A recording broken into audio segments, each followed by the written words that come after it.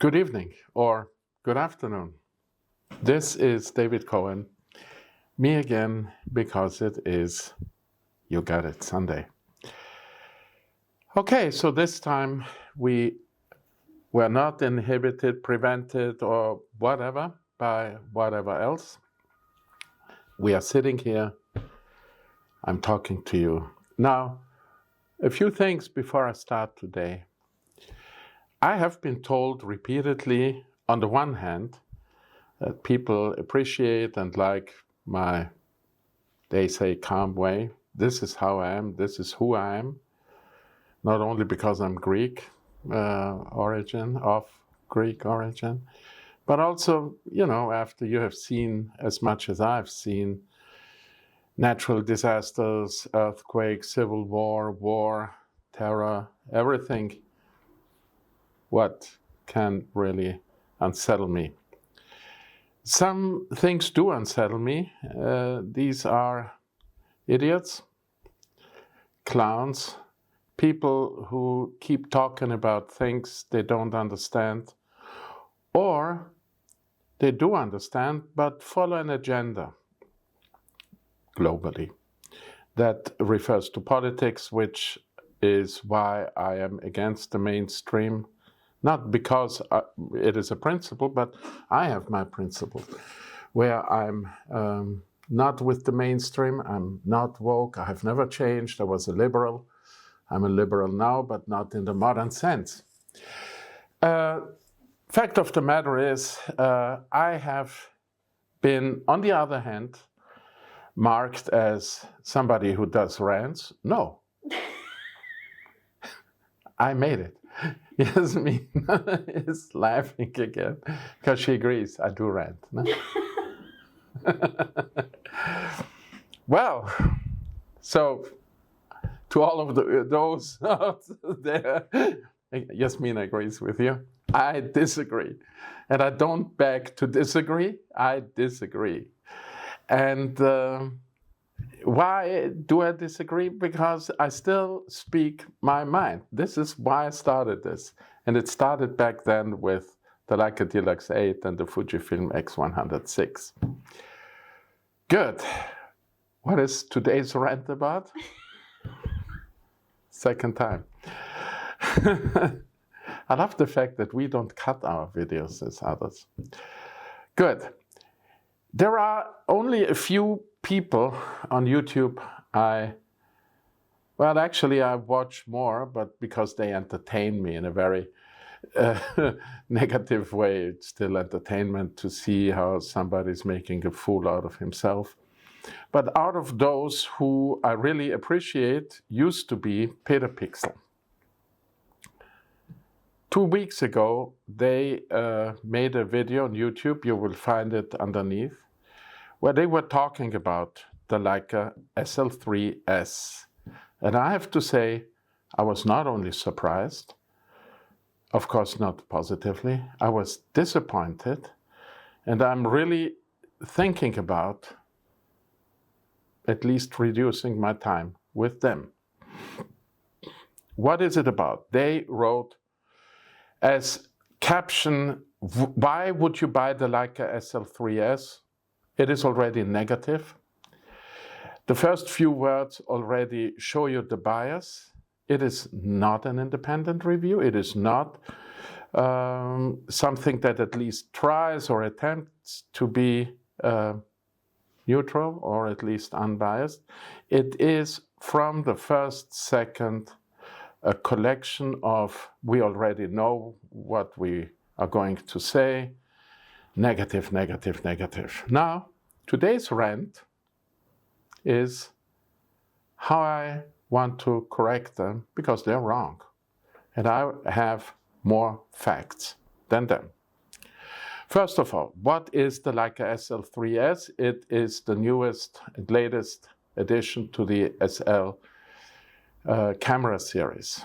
It is, together with the Q3, the only stabilized, and the Deluxe 8, the Deluxe 8, the only stabilized camera. The M series, Leica's most iconic, is still not stabilized, why it was never a camera for me.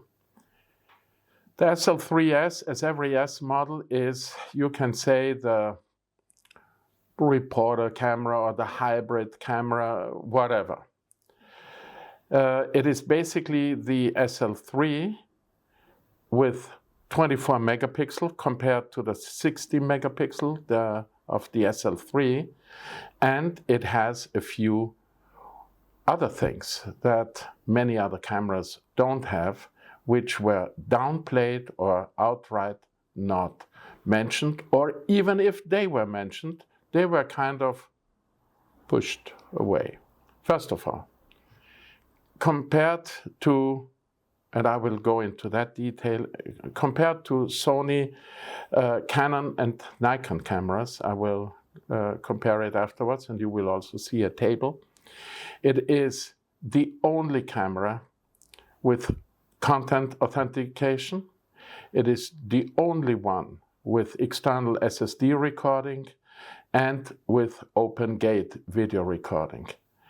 Talking about hybrid cameras, comparing it and belittling the camera, as my bearded friend, he is bearded, I'm bearded, this is why he is my bearded friend, does, that time record breaking.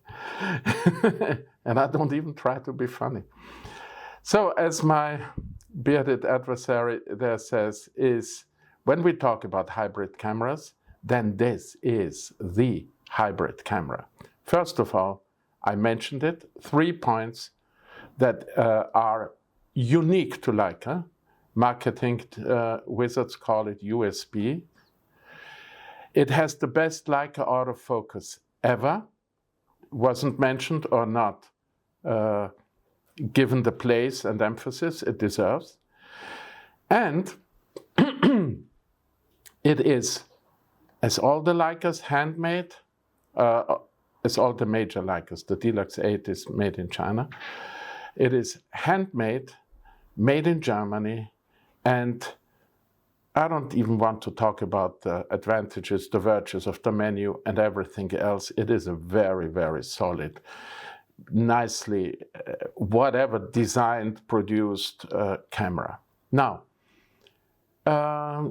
I took, and you will see it here as a photo in detail. So I took here the Leica SL3 with the SL3-S, and the model we are talking about is the SL3-S at a price of roughly $5.3K. Now I compared it to the Sony A1 Mark II, which is more than double the resolution. It has 48% more megapixel, but is 18.6% more expensive. Now you can say, okay, the SL3-S is not really the comparison to the Sony A1 II. I do believe so, but let's compare it to the Sony A7R5 with 61 megapixel. And I think this is not a good comparison. It is much more a comparison to Canon R6 Mark II. But you will see it, and this is why I put these two cameras in orange. And I compared it at the same time with the Canon R1, likewise 24 megapixel. It is only 16% more expensive, and I put only under quote marks because one of my bearded friends' points was always value, value, value, so expensive, other cameras out there. I found a lot of cameras out there, but that doesn't mean that they are a good comparison. So it's 16% more expensive and adds 45.3% weight. Let's remember this when I come to the comparison in more detail.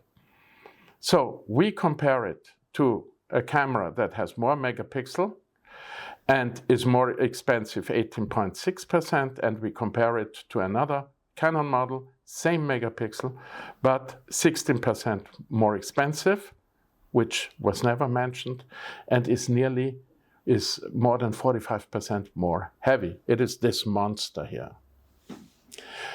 So, talking about hybrid cameras, my sources for the prices were B&H. And the source for my comparisons, which you find the lower part of this, the table at the lower part, is from cameradecision.com. Now, the Leica is always placed at the same value, so 76% in terms of portrait photography. When you think of it, Sony A1 Mark II with more than double the megapixel is only 4% better according to them, and the Canon is the same at a higher price. Really? More expensive? Really? More value in other cameras? In street photography, Leica is always at 94%. Sony, double megapixel, 3% more, and totally incomprehensible that this monster Canon is producing, this looks like a dead fish in the water. Yasmina didn't laugh this time. It's also 3% more. But when you think of it, this is a very heavy camera, very expensive, more expensive. Both are more expensive than Leica. Let us repeat this in a choir. Both are more expensive than the Leica. Both are more expensive than the Leica. Yes. Yes. So, in street, this monster is rated more or less in the same, where we are talking about being discreet, being undetectable. Okay. Sports. The Leica camera, of course, is not really a sports camera. Nevertheless, the Sony A1 with a way higher megapixel is even beneath 1%, and the Canon with the same is 95%. And I'm wondering why the same resolution that usually they take as an advantage in sports is all of a sudden an advantage when it comes to sport, and you have this, we talked about it, monster in your hand. Daily photography. Both Leica and Sony are at the same level of 81%. Both are, the Sony is a little bit smaller, but very handy. And the Canon, for daily photography, again, 80%. Below, but nevertheless. Landscape, interesting enough, of course, Leica and Sony and Canon, because they have the same megapixel, are at 49, and Sony enjoys here an advantage with 64, which comes at no surprise with a 50 megapixel resolution. Now, what I want to say, and I keep saying this, find your niche, find what you are going to do in terms of photography. Find the area that you're going to excel in, where you intend to excel in, and choose your camera, choose wisely. Now, any competitor, and you also find the Nikon cameras there, Nikon? I should finally make up my mind. Are great cameras, I don't deny it, but I can't stand, and I will not accept the ranting part, that we are always holding the price against the Leica, while we don't mention, I do, they don't, that justify the price, plus made in Germany, plus handmade, plus their own lens ecosystem and the L alliance with Panasonic. Never gets mentioned. And then, look at the table, you see how respectable this new Leica really figures among other cameras. And yes, of course, you can say, I don't like Leica, but then say it and don't try to abuse the name of PetaPixel and your reputation you enjoyed so far in order to further an agenda that is always the same. Yeah, Leica is expensive. We I already made my point, and we see it is not true. I didn't talk about Nikon Z9 and Z8 because they are really in a league of their own, very capable cameras, and they are very aggressively priced. I was a Nikon photographer for a long time. They were very late to the party of mirrorless. They did an awesome job with the Z9 and 8. But still, I wouldn't go for them, and they are both quite, I don't know, yeah, especially the 8, big.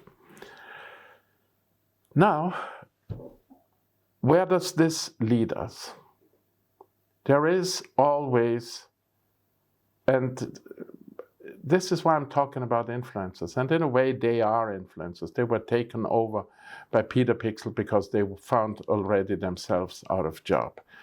Now, there are so many bandwagons out there, and I'm not jumping on any bandwagon because I built my opinion, and I can argue my point. If I had to choose, and I closed this chapter for me and my photography when I downsized to Fujifilm X106 Leica Deluxe 8 and now added the Q3-43. But if I was to choose such a camera, it would always be the Leica SL3-S or a future successor model, because I do value the fact that this is not a mass-produced camera, that it is in many points that matter to me superior, has a vast ecosystem of lenses, and overall keeps its price, its value. We still find repair possibilities and outlets of Leica across the world for very old cameras. Try this with a Nikon, try this with a Canon somewhere, a camera from the 1970s or 80s. I'm looking forward to your reaction, and I already know some of my visitors who will answer this way or the other one. For certain, I'm already waiting for, because I know I ruffled their feathers, and I love that. I was always very provocative, already as a child. Until then, I wish you, as always, a nice Sunday. I wish you a nice evening, and see you next week. I hope so. And until then, over and out.